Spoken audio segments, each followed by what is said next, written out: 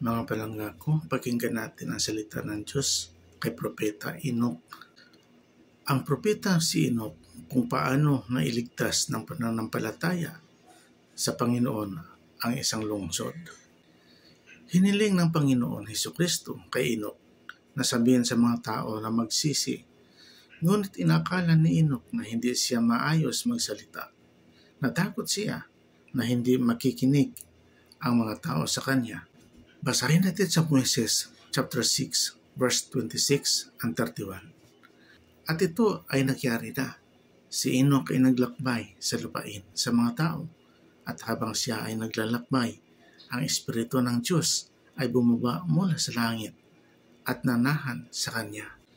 At siya ay nakarinig ng isang tinig mula sa langit. Nagsasabi, Enoch, aking anak, magpropesiya sa mga taong ito at sabihin sa kanila, magsisi. Sapagkat ganito ang wika ng Panginoon, ako ay nagagalit sa mga taong ito at ang aking matinding galit ay nagsusumiklab laban sa kanila sapagkat ang kanilang mga puso ay nagsitigas at ang kanilang mga tainga ay bahagya ng makarinig at ang kanilang mga mata ay hindi makakita sa malayo.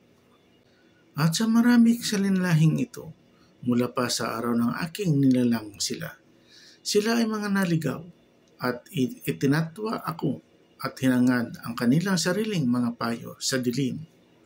At sa kanilang sariling mga karumal-dumal na gawain, sila ay bumalagkas ng mga pagpaslang at hindi sinunod ang mga kautusan na aking ibinigay sa kanilang amang si Adan. Dahil dito, isinumpa nila ang kanilang sarili at sa pamamagitan ng kanilang mga sumpa, dinala nila ang kanilang sarili sa kamatayan at isang impyerno ang aking inihanda para sa kanila kung sila ay hindi magsisisi. At ito ay isang kautusan na ipinadala ko sa simula ng daigdig, mula sa aking sariling bibig, mula sa pagkakatatag niyon at sa pamamagitan ng mga bibig ng aking mga tagapaglingkod na iyong mga ama ay akin nang inuutos ito. Maging ganito ito ay ipadadala sa daigdig hanggang sa mga hangganan niyon. At nang marinig ni Enoch ang mga salitang ito, kanyang iniyukod ang sarili sa lupa sa harapan ng Panginoon at nangusap sa harapan ng Panginoon na nagsasabi, bakit ako naging kalugod-lugod sa inyong paningin at ako ay isang bata lamang at kinamumuhian ako ng lahat ng tao sapagkat mabagal ako sa pagsasalita. Dahil dito, ako ba ay inyong tagapaglingkod? Nangako ang Panginoon na palalakasin at protektahan si Enoch kahit hindi gusto ng ilang tao ang itinuro ni Enoch. Basahin po natin sa Moises chapter 6 verse 32 and 39. At sinabi ng Panginoon kay Enoch, humayo at gawin mo gaya ng aking ipinag-utos sa iyo at walang taong mananakit sa iyo. Ibuka mo ang iyong bibig at ito ay mapupuno at akin kitang bibigyan ng sasabihin. Sapagkat ang lahat ng laman ay nasa aking mga kamay at aking gagawin ang inaakala kong makabubuti. Sabihin sa mga taong ito, piliin ninyo sa araw na ito na paglingkuran ang Panginoong Diyos na lumikha sa inyo. Masdan ang aking espiritu ay nasa iyo, dahil dito ang lahat ng iyong salita ay pangangatwiran ko at ang mga bundok ay maglalaho sa harapan mo at ang mga ilog ay liko mula sa pinag-aagusan nito. At ikaw ay mananahan sa akin at ako sa iyo, kaya nga lumakad kang kasama ko. At ang Panginoon ay nangusap kay Enoch at sinabi sa kanya, pahiran mo ang iyong mga mata ng putik at hugasan ang mga ito, at ikaw ay makakikita at kanyang ang ginawa. At kanyang namasdan ang mga espiritong nilalang ng Diyos, at kanya ring namasdan ang mga bagay na hindi nakikita ng likas na mata. At magmula noon ay lumaganap ang kasabihan sa buong lupain. Nagbangon ang Panginoon ng isang tagakita sa kanyang mga tao. At ito ay nangyari na si Enoch ay humayo sa lupain sa mga tao, tumayo sa mga burol at sa matataas na lugar, at nangaral sa malakas na tinig. Nagpapatutuo laban sa kanilang mga gawain, at ang lahat ng tao ay nasaktan dahil sa kanya. At sila ay nagsihayo upang makinig sa kanya sa matataas na lugar. Nagsasabi sa mga tagapag-ingat na mga tulda, "Manatili kayo rito at ingatan ang mga tulda, habang kami ay magtutungo sa dako roon upang mamalas ang tagakita, sapagkat siya ay nagpropesiya at may kakaibang nangyayari sa lupain." Isang baliw na lalaki ang humalubilo sa atin. At ito ay nangyari na nang kanilang marinig siya, walang taong sumaling sa kanya, sapagkat nanaig ang takot sa lahat na nakarinig sa kanya, sapagkat siya ay lumakad na kasama ang Diyos. Ang pangako ng Panginoon ay nagbigay ng lakas loob kay Enoch. Sinunod ni Enoch ang Panginoon at tinuruan ang mga tao na may kapangyarihan. Nagturo siya tungkol kay Hesukristo sa pagsisisi, binyag at sa Espiritu Santo. Ilang tao ang naniniwala kay Enoch at nagnais na sundin ang Panginoon. Basahin sa Moses, chapter 6, 47-68. At habang si Enoch ay nangungusap ng mga salita ng Diyos, ang mga tao ay nanginig at hindi sila nakatagal sa kanyang harapan. At kanyang sinabi sa kanila, sapagkat si Adan ay nahulog, tayo ay nagkagayon. At dahil sa kanyang pagkahulog ay sumapit ang kamatayan, at tayo ay naging kasalo ng kalungkutan at kapighatian. Masdan si Satanas ay humalubilo sa mga anak ng tao at tinukso silang sambahin siya, at ang mga tao ay naging makamundo, mahalay at maladidyablo at pinagsarahan mula sa kinaroroonan ng Diyos. Subalit pinaalam ng Diyos sa ating mga ama ng lahat ng tao ay kinakailangan magsisi. At tinawag niya ang ating amang si Adan sa pamamagitan ng kanyang sariling tinig, nagsasabing, "Ako ang Diyos, ako ang lumikha ng daigdig at ng mga tao bago pa sila napasalaman." At kanya ring sinabi sa kanya, "Kung ikaw ay babaling sa akin at makikinig sa aking tinig at maniniwala at magsisisi sa lahat ng iyong paglabag at pagpapabinyag maging sa tubig sa pangalan ng aking bugtong na anak." Puspos ng biyaya at katotohanan na si Hesukristo ang tanging pangalan ibibigay sa silong ng langit, kung saan ang kaligtasan ay sasapit sa mga anak ng tao. Ikaw ay tatanggap ng kaloob sa Espiritu Santo. Hinihiling ang lahat ng bagay sa kanyang pangalan, at kung anuman ang iyong hihilingin, ito ay ibibigay sa iyo. At ang ating amang si Adan ay nangusap sa Panginoon at nagsabi, "Bakit kinakailangan ang tao ay magsisi at magpabinyag sa tubig?" At sinabi ng Panginoon kay Adan, "Masdan, pinatawad kita sa iyong paglabag sa halamanan ng Eden." Dahil dito lumaganap ang kasabihan sa lahat ng dako sa mga tao na ang anak ng Diyos ang nagbayad sala sa kauna-unahang pagkakasala, kung saan ang mga kasalanan ng mga magulang ay hindi maaring ipasagot sa mga ulo ng mga anak, sapagkat sila ay buo mula pa sa pagkatatag ng daigdig. At ang Panginoon ay nangusap kay Adan, nagsasabing, "Yayamang ang iyong mga anak ay pinaglihi sa kasalanan, maging kapag sila ay magsimula ng lumaki. Ang kasalanan ay nabubuo sa kanilang mga puso at kanilang matitikman ang pait upang kanilang matutuhang pahalagahan ang mabuti. At ibinigay sa kanila na malaman ang mabuti sa masama. Ano pa't sila ay malayang makapipili sa kanilang sarili, at ako ay nagbigay sa iyo ng isa pang batas at kautusan. Dahil dito, itinuro ito sa iyong mga anak, na ang lahat ng tao sa lahat ng dako ay kinakailangan magsisi o sila sa anumang paraan ay hindi makakamana ng kaharian ng Diyos, sapagkat walang maruming bagay ang makatatahan doon o makakatatahan sa kanyang kinaroroonan, sapagkat sa wika ni Adan, tao ang kabanalan ng kanyang pangalan, at ang pangalan ng kanyang bugtong na anak ay anak ng tao. Maging si Hesukristo, isang makatarungang hukom na paparito sa kalagitnaan ng panahon. Sa mga katuwid, Ako ay nagbibigay sa iyo ng isang kautusan na malayang ituro ang mga bagay na ito sa iyong mga anak. Nagsasabi, dahil sa paglabag ay sumapit ang pagkahulog kung ilang pagkahulog ay nagdala ng kamatayan at kayamang kayo isinilang sa digdig sa pamamagitan ng tubig at dugo at ng espiritu na aking nilikha.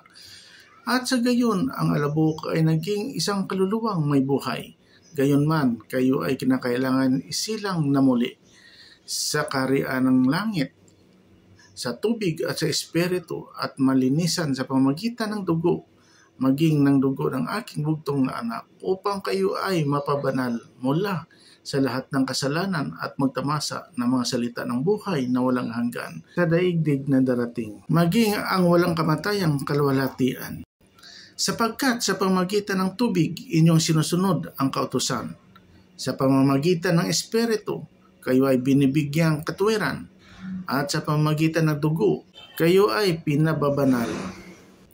Ano pat ito ay ibinigay upang manatili sa inyo ang patutuo ng langit, ang mga aliw, ang mga mapagpayapang bagay na walang kamatayang kalwalhatian, ang katotohanan ng lahat ng bagay, yaong nagpapasigla sa lahat ng bagay, na nagbibigay buhay sa lahat ng bagay, na kaalaman na lahat ng bagay at nagtataglay ng lahat ng kapangyarihan, alinsunod sa karunungan, awa, katotohanan, katarungan at kahatulan.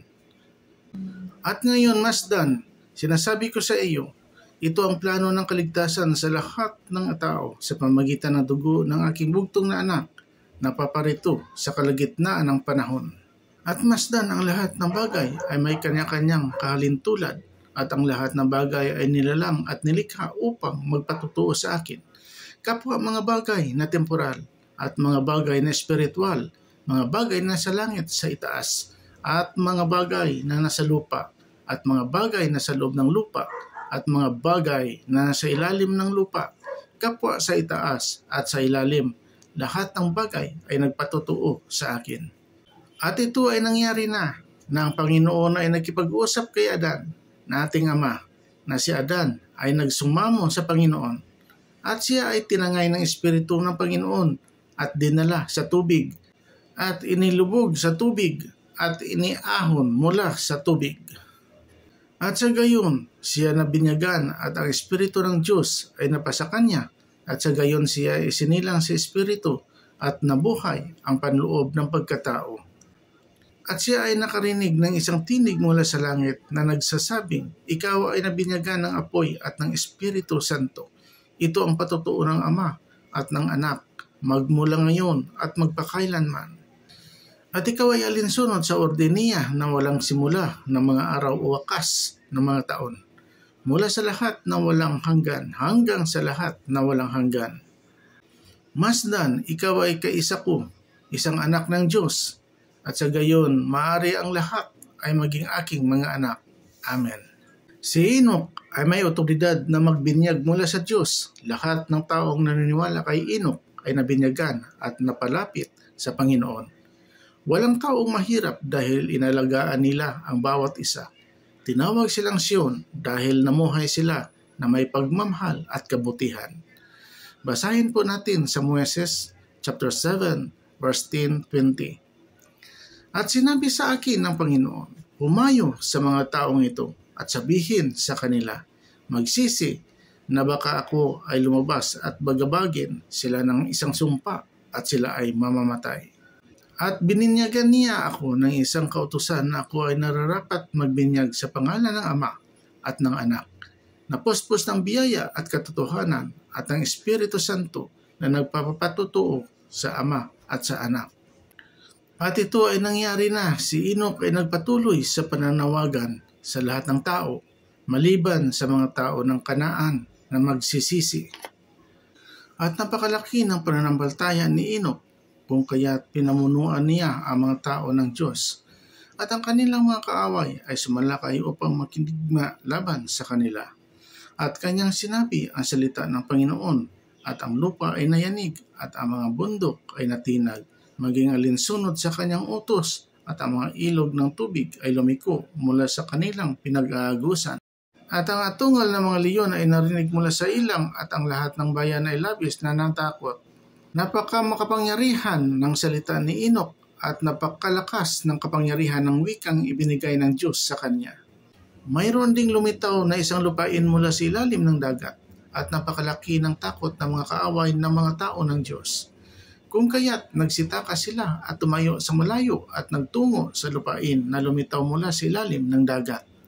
At ang mga higante rin ng lupain ay tumayo sa malayo at doon sumapit ang isang sumpa sa lahat ng taong lumalaban sa Diyos.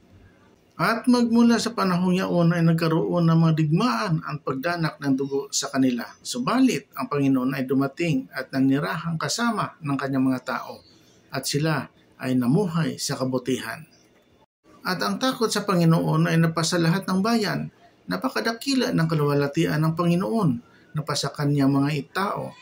At pinagpala ng Panginoon ang lupain at sila ay pinagpala sa ibabaw ng mga kabundukan at sa ibabaw ng matataas na lugar at nanagana.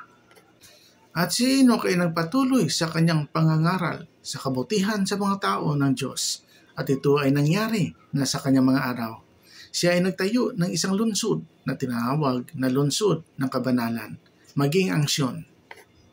At ito ay nangyari na si Enoch ay nakipag-usap sa Panginoon at kanyang sinabi sa Panginoon, tiyak ang Sion ay mamumuhay sa kaligtasan magpakailanman. Subalit sinabi ng Panginoon kay Enoch, ang Sion ay pinagpala ko, subalit ang labi ng mga tao ay sinumpa ko. Isang araw ay pinakita ng Panginoon kay Enoch ang isang pangitain tungkol sa lahat ng mangyayari sa mundo. Nakita ni Enoch ang buhay, kamatayan at pagkabuhay na mag-uli ni Hesukristo. Nalaman ni Enoch na sa mga huling araw ay ipanunumbalik ang Ebanghelyo. Nakita rin niya ang ikalawang pagparito ni Jesus. Basahin sa Moses chapter 7 verse 21:67.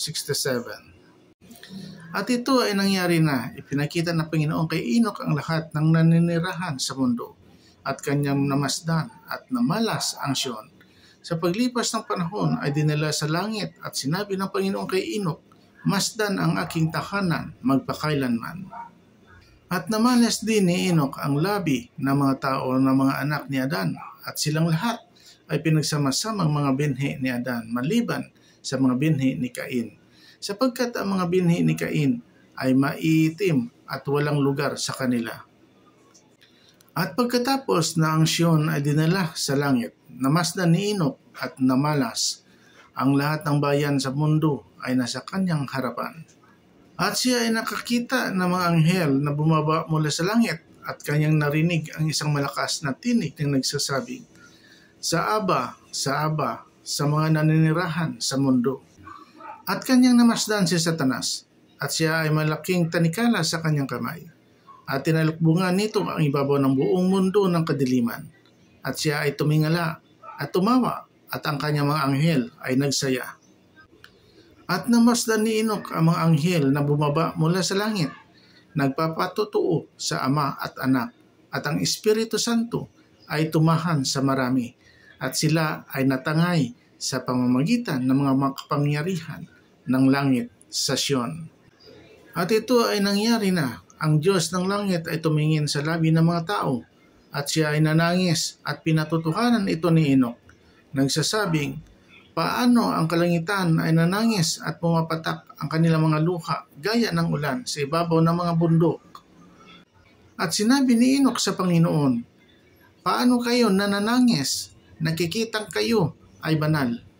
At mula sa lahat ng kawalang hanggan hanggang sa lahat na walang hanggan. At kung mabibilang ng tao ang maliit na bahagi ng mundo, oo, milyon-milyong mundo na tulad nito, ito ay hindi magiging simula sa bilang ng inyong mga nilikha at ang inyong mga tabing ay nakaladlad pa rin. At gayon paman, kayo ay naroon at ang inyong sinapupunan ay naroon.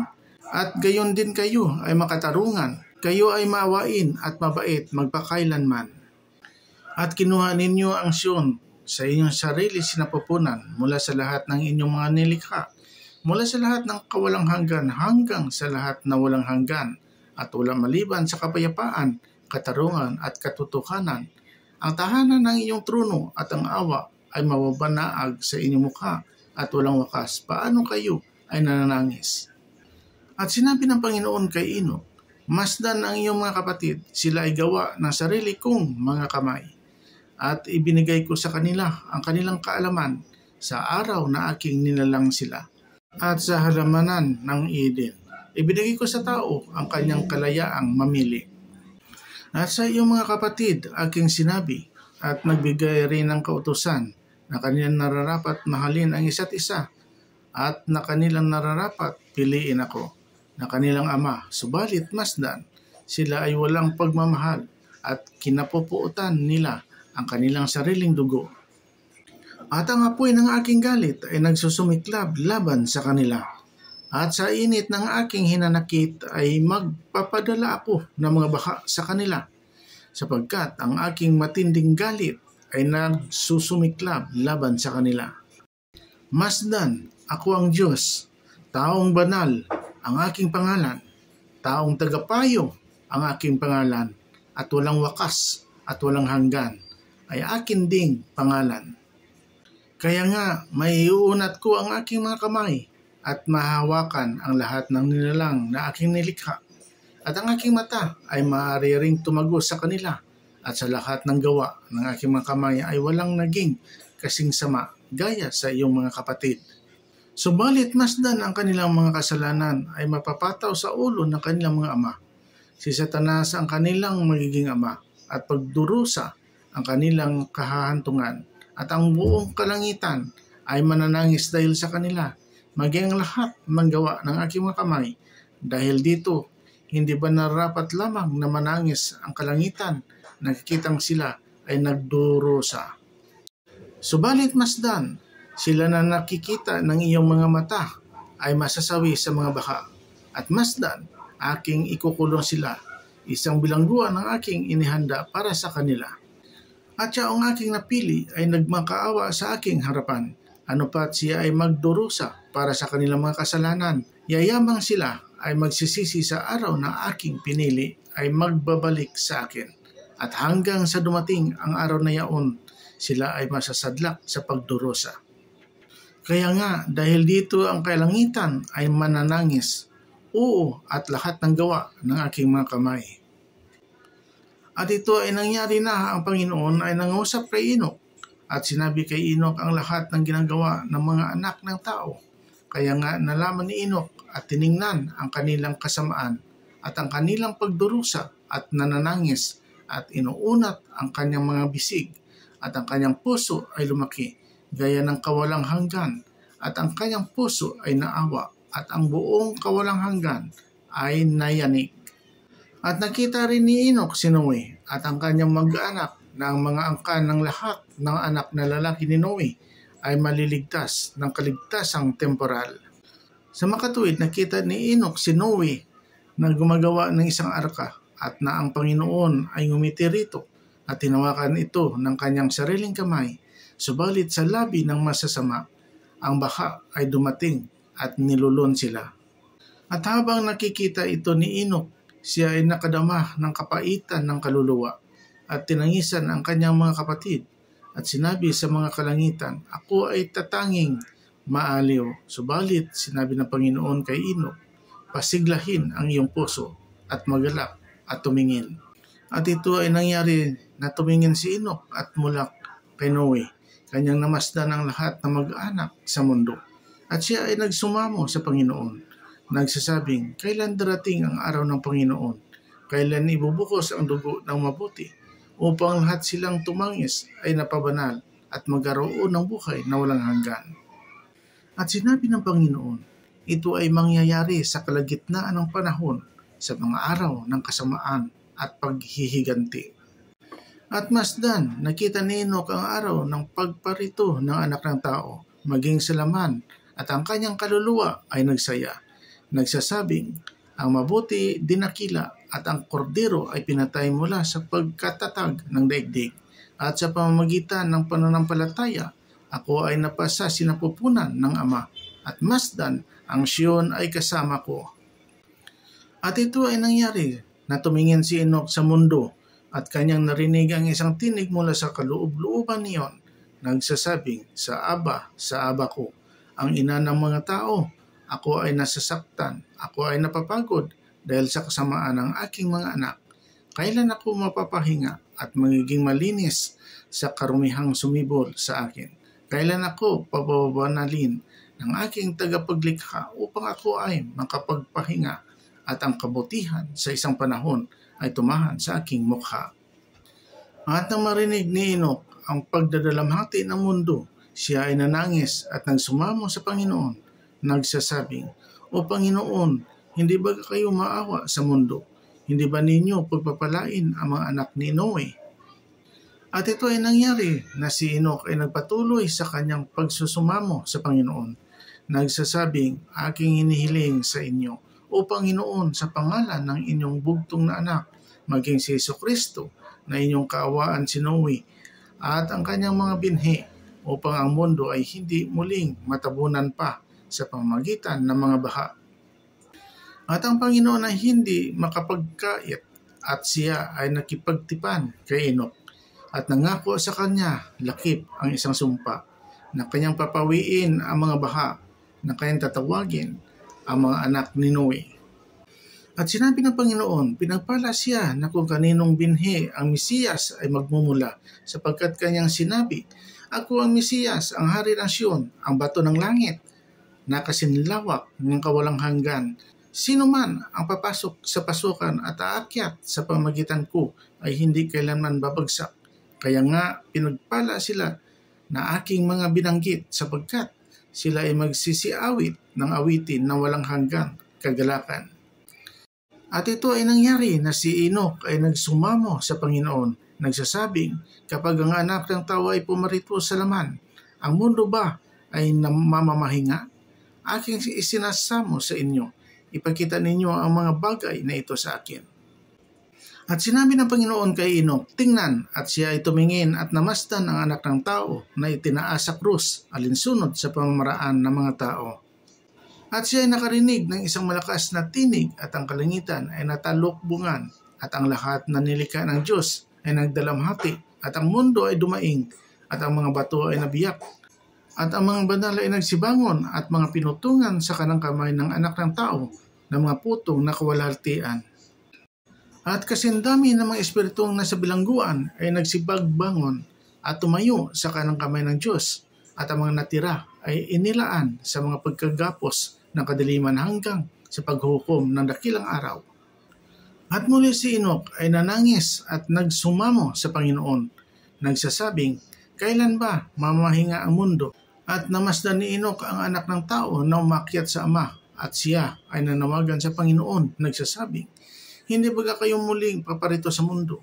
Yayamang kayo ay Diyos at akin kayong nakilala. At kayo ay nangako sa akin at inutusan ako na ako ay humiling sa pangalan ng inyong bugtong na anak. Kayo ang lumikha sa akin at binigyan ako ng karapatan sa inyong trono at hindi dahil sa aking sarili, kundi sa pamamagitan ng inyong sariling biyaya. Kaya nga ako ay nagtatanong sa inyo kung hindi baga kayo paparito muli sa mundo." At sinabi ng Panginoon kay Enoch, "Yayamang ako ay buhay, gayon pa man ako ay napaparito sa mga huling araw, sa mga araw ng kasamaan at paghihiganti, upang tuparin ang sumpang aking ginawa sa iyo, hinggil sa mga anak ni Noe."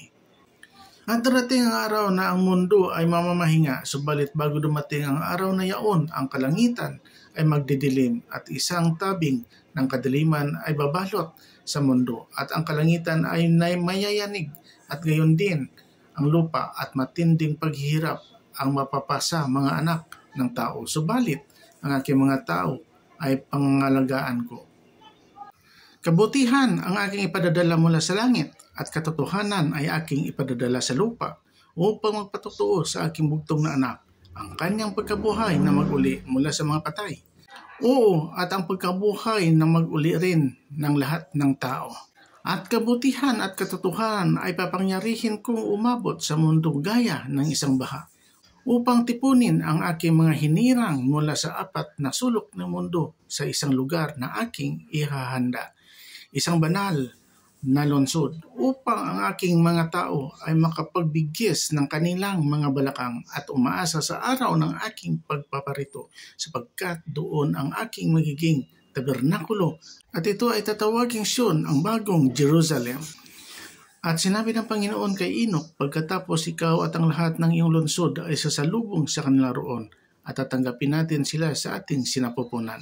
At makikita nila tayo, at tayo ay yayapos sa kanilang mga liig, at sila ay yayapos sa ating mga liig, at kahalika natin ang isa't isa. At doon ang aking magiging tahanan, at ito ay magiging Sion, nalalabas mula sa lahat ng aking mga nilalang na aking nilikha. At sa loob ng 1,000 taon, ang mundo ay mamamahinga. At ito ay nangyari na nakita ni Enoch ang araw ng pagparito ng anak ng tao sa mga huling araw upang manahanan sa mundo sa kabutihan sa loob ng 1,000 taon. Subalit bago ang araw na yaon, kanyang nakita ang matinding paghihirap sa masasama, at kanya ring nakita ang dagat na ito ay naligalig, at ang mga puso ng tao ay manlulumo, naghihintay ng may takot para sa mga kahatulan ng pinakamakapangyarihang Diyos na mapapasa masasama. At ipinakita ng Panginoon kay Enoch ang lahat na bagay, maging hanggang sa wakas ng daigdig, at kanya nakita ang araw ng mabubuti, ang panahon ng kanilang pagkatubos at pagtanggap ng ganap ng kagalakan. Sa huli ng lahat ng tao sa lungsod ng Sion ay naniwala kay Enoch at nagsisi dahil inalagaan nila ang isa't isa at namuhay ng payapa. Dinala sila ng Panginoon upang mamuhay sa kanyang piling. Basahin sa Genesis chapter 5 verse 24, Moises chapter 7 verse 18, 21, 68 and 69. At tinawag ng Panginoon ang kanyang mga tao na Sion, sapagkat sila ay may isang puso at isang isipan, at namuhay sa kabutihan at walang maralita sa kanila. At ito ay nangyari na ipinakita ng Panginoon kay Enoch ang lahat ng nanirahan sa mundo, at kanyang namasdan at namalas ang Sion. Sa paglipas ng panahon ay dinala sa langit, at sinabi ng Panginoon kay Enoch, masdan ang aking tahanan magpakailanman. At ang lahat ng araw ng Sion, noong araw ni Enoch ay 365 taon. At si Enoch at ang lahat ng kanyang mga tao ay lumakad kasama ang Diyos, at siya ay naninirahan sa gitna ng Sion. At ito ay nangyari na ang Sion ay naglaho sapagkat tinanggap ito ng Diyos sa kanyang sariling sinapupunan. At magmula noon, humayo ang kasabihang ang Sion ay naglaho. Mga palangga ko, ito po ang mabuting balita ng ating Panginoong Diyos. Amen.